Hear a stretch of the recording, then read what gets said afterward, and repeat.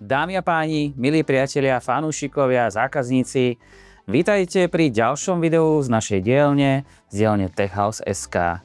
Moje meno je Juraj Grafík a možno ste prekvapení, kto vedľa mňa stojí.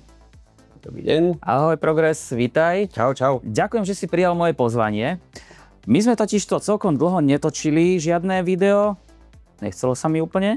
Tak si ma oslovil a povedal si, že však rovno to natoč, rovno poď so mnou niečo povedať a sme tu. Určite chcem využiť tvoje vedomosti a skúsenosti, pretože v tejto oblasti sa stále pohybuješ a ty sa môžeš aj priznať, že vlastne my sme tvoj prvý obchod DJ-ský, však? Áno, v podstate ešte keď som ja začínal nejakých 15 rokov dozadu, tak vlastne u vás som si kúpil prvú konzolu, ešte vtedy to bol Numark Mixtrack Pro, ešte taká plastovúčka konzola, ale áno, ja som bol váš prvý obchod. Ocino dal peniaze, však? To myslím, že hej, tak to nebolo, že Vianoce alebo tak nejak, hej. No vidíte, každý nejako začínal a o tom ale naše video nebude. Ďakujem, že ste si ho pustili a ideme sa rovno pozrieť na to, čo tu máme. Bude to totižto úplne prvé video s výrobkom Alpha Theta. A teraz určite niektorí, dvaja, traja sa pýtate, čo je to Alpha Theta.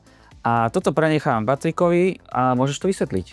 No Alpha Theta je v podstate subznačka Alpha Theta Corporation, ktorú vlastnia nejakí Korejci, Aziati, Číňania. Japonci, kamož. Japonci. Okay. Momentálne, ako môžete vidieť, máme tu vlastne konzolu XDJ AZ, ktorá už je označená ako Alpha Theta.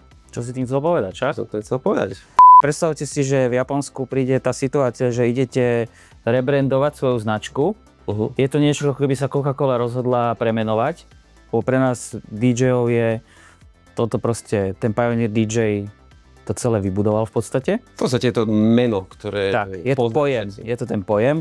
Ale ja mám takého tušaka, alebo si myslím, že tam skončila proste nejakým spôsobom licencia na ten názov.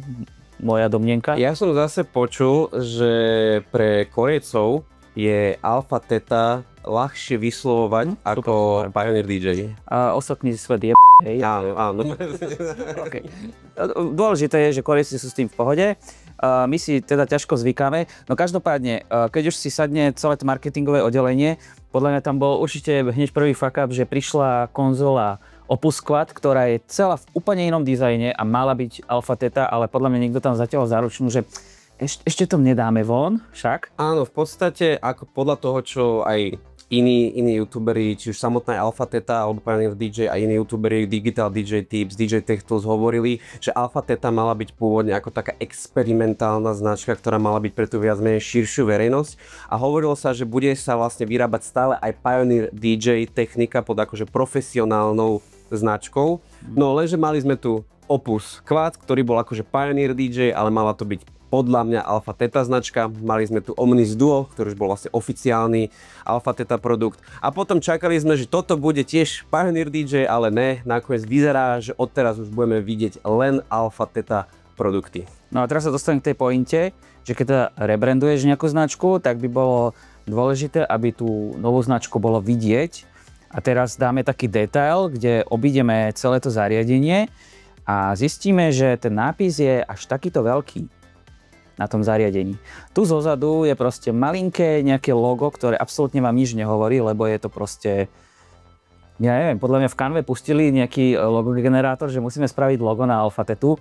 Som hejter tohto, čo sa týka, lebo fakt mi to logo nič nehovorí, nevadí. Alebo grafik nie je to zaplatené za všetky písmenky. Presne tak, ale tu zozadu mal byť obrovský nápis, lebo toto je produkt, ktorý našťastie, chvála Bohu, sa v podstate predáva sám, lebo je to pokračovateľ absolútnej legendy, to sa zhodneme. Áno, áno. AZ-ko je absolútne legendárny stroj. Keby sa doteraz inak ešte predával, prepáč, jasné, keby sa doteraz vyrábal a predával, 100% by sa ešte kupoval, hej? Určite áno, akože aj na základe toho, že XZ-ko je už v podstate zastaralý systém, tak pokiaľ viem dobre, tak on sa predával teplé ložky, takže potom musím súhlasiť. No ale intro bolo teda extrémne dlhé. Dostali ste kopec možno zbytočných informácií, ale mali sme potrebu sa s nimi o vás podeliť. A ideme konečne na toto zariadenie. Patrik to bude pomaličky predstavovať, vysvetľovať a ja sa poprípade budem pripájať, pýtať, tak poďme na to. Dobre, aby sme začali so samotným layoutom tejto konzoly. Ako každý, čo hral z Pioneer DJ techniky, tak hneď ako si to pozrie, vidí podobný familiárny layout. Momentálne v tejto konzole máme v podstate player sekciu, ktorá je okopírovaná z 3000. V strede máme A9 Mixpool a tuto samozrejme ďalšiu 3000. Je tam veľa tých dobrých prvkov, či už ten horný panel na mikrofóny alebo master equalizer, ktorý môžete poznať z XDJ XZ. Sú tu samozrejme aj nejaké iné zmeny, napríklad taniere sú kompletne celý ten feeling. Aj ten smooth feeling je vlastne z 3000 a v podstate aj efektová banka, aj celý ten layout môžete vidieť vlastne z A9, dokonca aj tie noby, aj fader je to isté. Nemáme tu Magwell, čo možno niektorí by povedali, že je škoda, ale ten crossfader je naozaj veľmi smooth aj pre rôznych iných scratchových DJov. Tam je zaujímavé možno spomenúť, čo sa týka aj výstupnej zvukovej kvality tej konzoly, čo je zaujímavá informácia. Áno, čo je veľmi zaujímavé, XDJ XZ, trošku to budem porovnávať s tým, lebo je to predsa ten nástupca. XDJ XZ nemala až tak dobrú zvukovú kartu, ale toto vraj v porovnaní je veľmi podobné, alebo to isté ako má A9 na Mixpool, to znamená, že zvukovo by toto malo byť naozaj veľmi kvalitný stroj. Za málo peňazí, veľa dobrej muziky. Kým si ešte preberieme konkrétne sekcie, tak sa pozrieme na samotné zapojenie, ktoré konektory táto konzola ponúka.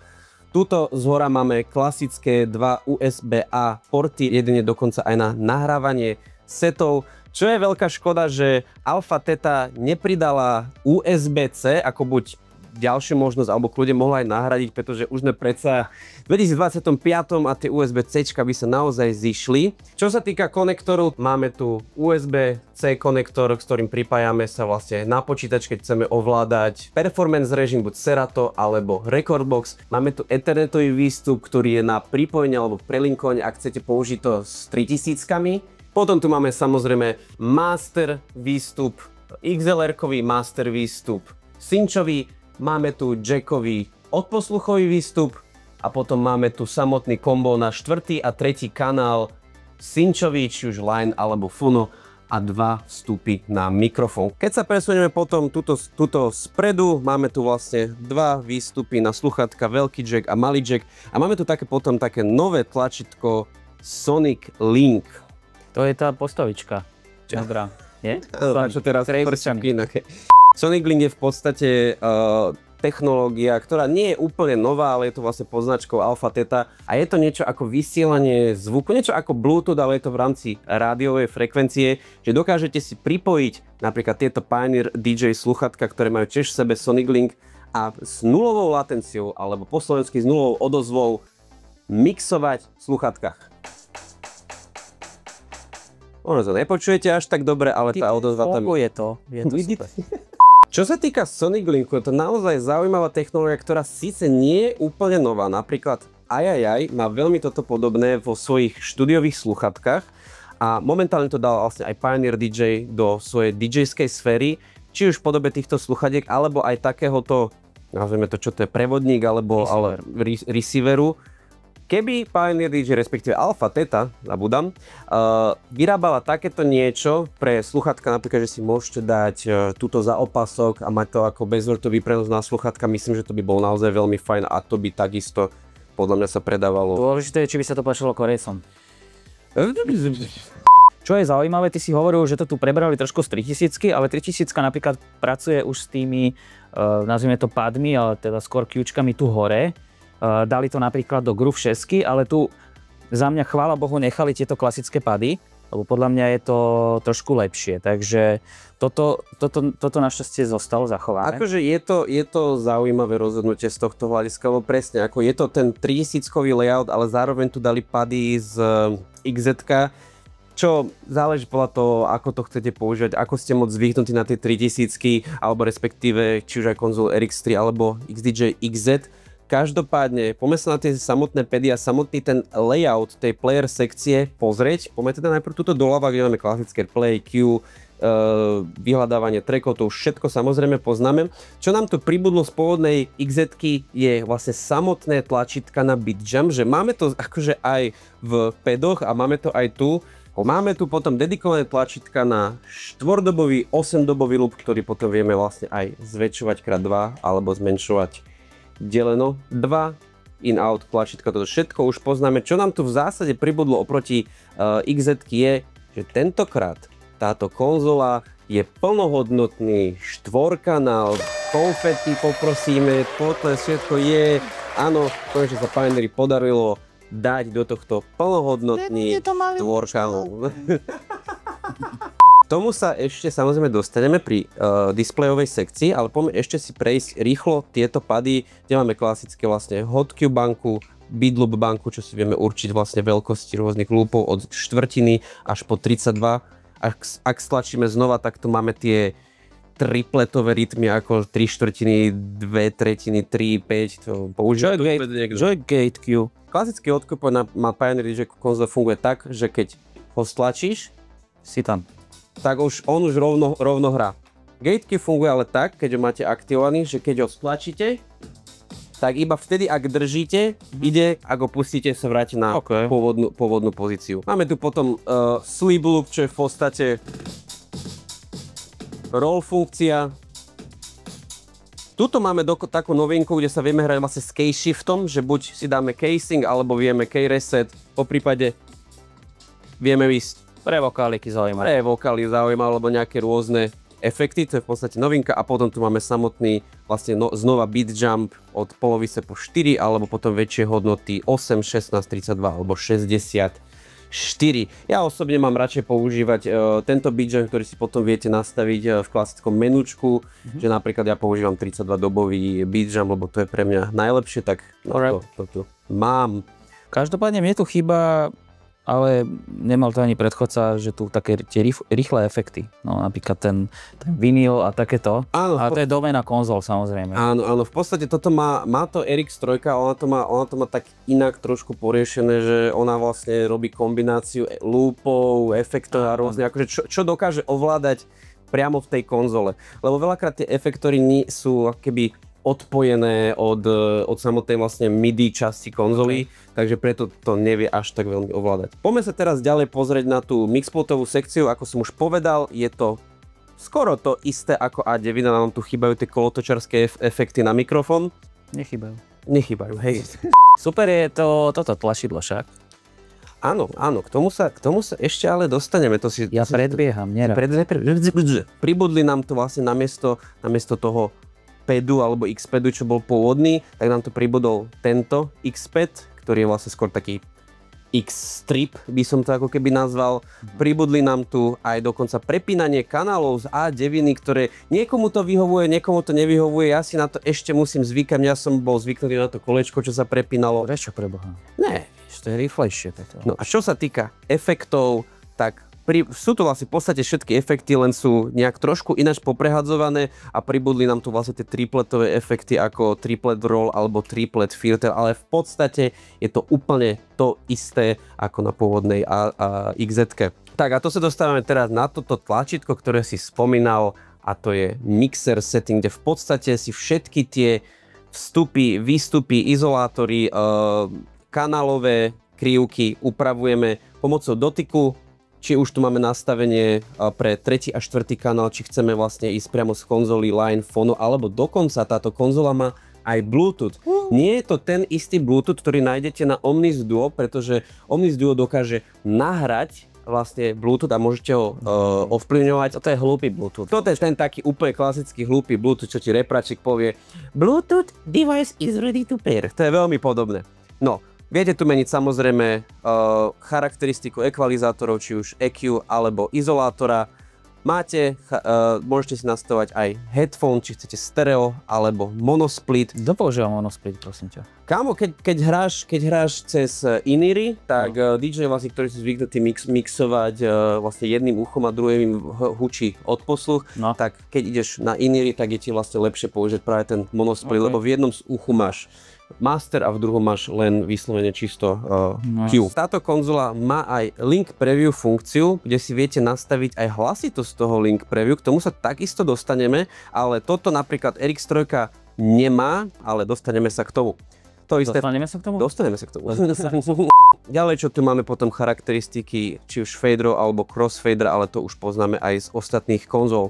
Hore tu vieme nastaviť, máme nastavenia mikrofónov, či už light alebo heavy feedback, alebo teda potlačanie spätnej väzby, alebo vieme tu aj prepínať vlastne efekty na tom konkrétnom mikrofóne a vieme si vybrať aj na ktoré USBčko budeme nahrávať, čo je tiež sranda, to som teraz napríklad ani nevedel. A potom si tuto dole nastavujeme vlastne, kde ten crossfader je. Niektorí to majú, a ja som to mal radšej vlastne na A9 alebo 900, že si to vieš tuto prepínať tým manuálnym tlačítkom. Toto je trošku škoda, lebo ja občas tiež skrečujem a budem to musieť vždycky toto zapnúť. Tlačidlo je chytač špiny. Áno, takže hej, je to Muselo ísť. Muselo ísť. To nás vlastne presúva priamo do displeju, čo je hneď prvá nevýhoda tohto displeju je, že nevidíme tu všetky 4 kanály naraz, čo je podľa mňa veľký miss, že aj keď si tu prepíname, vidíme v zásade len 2 kanály naraz. Áno, tuto dole, celý ten preview, vidíme 4 kanály, ale čo týka mixovania, nevidíme. Čo má niektorá konkurencia trošku lepšie spravené, ale v zásade nie je to až tak ten problém, lebo väčšina DJov aj tak mixuje na 2 kanáloch a aj keď ste svadobný DJ, tak väčšinou ten 3., 4. kanál používate na podmazy, sety a podobne, takže v zásade mi to až tak veľmi nevadí. Máme tu napravo, máme efekty, naľavo máme zase informácie, z ktorého USBčka je tá skladba, harmóniu, poprípade samotný ten beat jump, ktorý si viete shiftom a týmto upravovať vlastne, aby ste videli, že čo tam máte. Čo sa týka plynulosti toho displeja, už by sme naozaj vedeli povedať, že to je ten taký ten iPadový štýl, že je to veľmi plynulé. Ja napríklad vlastním RX3 a ten displej nie je až taký plynulý a dokonca takto akože scrollovať, ak na iPade to tam vôbec nehrozí, takže to je akože super výhoda. A povedz, z čoho si bol veľmi prekvapený pri načítavaní trackov? Čo týka načítavania trackov, môžeme to porovnať akože s tým 3000, že je to vlastne v podstate instantné. Ale 3000 má takú zaujímavú nevýhodu, že vy keď ju načítate skladbu, tak vlastne dole vám ide taký načítavací ako keby bar a vtedy nemôžete použiť, kým sa ten bar celý nenačíta, nemôžete použiť ani beat jump, ani hot cue point. Tuto, ak načítam skladbu, tak ja v momente, ako načítam skladbu, už viem jumpovať. A dokonca som jumpoval teraz o 64 dôb, čo je akože naozaj veľa. Aj kebyže mám napríklad aj hot cue pointy, viem ich okamžite použiť, čo na 3000 neviem. Ďalšia zaujímavá vec, čo má asi žiadna konzola, keď vyberem USBčko, ale nie štýlom, že ho vyberem akože omylom, že natvrdo, ale že normálne ho dám stop USB, vyberem, tak tie skladby sú stále načítané. A pritom nemáme žiadne USBčko. No, to je zásra. Tak, to je veľmi zaujímavá funkcia, že si to, áno, keď vyberete omylom to USBčko, tak si to stále pamätá, ale toto je o tom, že ja som to USBčko chcel vybrať a stále to tam je. Ty si povedal dobrý príklad, na čo sa toto dá využiť. No, že tento slot máš plný, lebo si nahrávaš svoj heroický výkon napríklad na nejakej svadbe a potrebuješ tam pichnúť iné USBčko, alebo si na evente. Nemáš nejakým spôsobom streamovacie služby, máš v notebooku napríklad, nemáš notebook napojený, takže USBčko vyberáš, lebo máš len jedno, si flákač, pichneš USBčko, nahráš pesničku, pichneš späť, hráš pesničku. Komplikované, ale môže to niekomu zachrániť život. Presne, tiež ako, toto nebolo nikde v tých promo materiáloch, takže čudujem sa, že to tam nedajú, lebo je to veľmi zaujímavé, hlavne pre eventových DJov feature. Ja toho nie som úplne obrovský fanúšik, ale je taká doba, a veľmi radi streamujete. Tak ako sme na tom s touto konzolou, čo sa týka streamovania? Je nám slúbený vlastne Beatport streaming, Tidal streaming, poprípade aj BeatSource, ale toto momentálne v období tohto nahrávania ešte nemáme. Áno, máme tu vlastne Beatport streaming, ktorý momentálne vlastne nepoužívame a vieme tu ešte aj cez cloud alebo lokálny zdroj. Keď máte túto konzolu pripojenú napríklad na Wi-Fi a počítač máte na tej istej Wi-Fi pripojený, lebo má to vlastne aj Wi-Fi v sebe, tak viete vlastne z toho počítača, ktorý môže byť v úplne inej miestnosti, loadovať skladby v podstate bezdrátovo. Ale ten streaming momentálne máme len ten Beatport, ale takisto ako v Opus sklade čakáme na ten Tidal, keď to už bude mať Tidal, bude to super, ale stále ešte na to čakáme. Neviem prečo, prosím, dajte tam Tidal. Ty si asi 6-krát povedal, že to si povieme neskôr. Áno, to moje ADHD trošku kick in. No, máme tu funkciu Link Queue, kde vlastne tým, keď si ju zapnete, viete, si tlačítkom, respektíve tým, že držíte waveformu, Preview, hej. Chcem si vlastne takto dopredu prehrávať tie skladby, aby ste vedeli, že čo máte pustiť, že nemusíte to loadovať, vypočuť si to cez Q a tak, ale viete si to ešte predtým, ako naloadujete. V podstate majú to aj 3000, aj RX3 a týmto vlastne mixer settingom si to viete ovplyvňovať tú hlasitosť, to, aby vám to zase nehučalo v ušiach. Už je to trošku tichšie, čo napríklad na X3 sa nedá, strašne mi to chýba, lebo ja to používam a mne to vždy odpáli uši. Alpha Theta XD AZ je momentálne vlajková standalone all-in-one DJ-ská konzola tohto výrobcu. To povedal na prvýkrát túto vetu. Snažil som sa, skoro som si zlomil jazyk, ale bolo by asi dôležité a dobre povedať, pre koho je určená, pre toho, kto má na ňu peniaze v prvom rade. Samozrejme, bavíme sa vlastne v cenovej relácii cez 3000 eur, čo naozaj nie je málo, ale stále máte v podstate 3000-kový setup, dve 3000-ky a A9 v jednej konzole za v podstate tretinovú cenu, by sa to dalo povedať. Ale pre koho je samotné určená, je to pre DJ-ov, ktorí sú najviac zo svojej techniky. Áno, je to trošku aj ťažšia konzola na prenášanie, ale stále je to jednoduchšie ako prenášať 3 tašky, player, mixpult. Ďalej pre koho je určená táto konzola a komu by som to aj odporúčal, sú to napríklad nejaké menšie kluby, ktorí nechcú investovať tiež do drahého 3000-kového setupu, ale chcú mať nejaký setup pre lokálnych DJ rezidentov, tak toto je tiež úplne ideálna voľba, za ktorú sa absolútne nemusia hanbiť. Poprípade aj pre kluby, ktorí plánujú upgrade ešte zo starých 2000 alebo ešte Nexus jednotiek, tak toto je tiež vynikajúca voľba. Priatelia, naše úplne prvé video so značkou Alpha Theta je pomaly za nami. My vám budeme prinášať ďalšie, keď sme sa nejako dohodli. Veľmi ma to bavilo, dúfam, že to bavilo aj vás. Pokiaľ máte nejaké otázky, tak dole komentáre, radi odpovieme. Čo nevieme, to si vymyslíme. Samozrejme, zariadenie kúpite na techhouse.sk, takisto techhouse.cz. V dobe natáčania tohto videa to bol trošku stále nedostatkový tovar. Verím, že sa to v priebehu roka zlepší a samozrejme my vždy veľmi aktívne pracujeme na tom, aby sme mali čo najväčší sklad. Tak verím, že to využijete a tešíme sa na ďalšie video. Hoďte nám odber. Čau. Čau.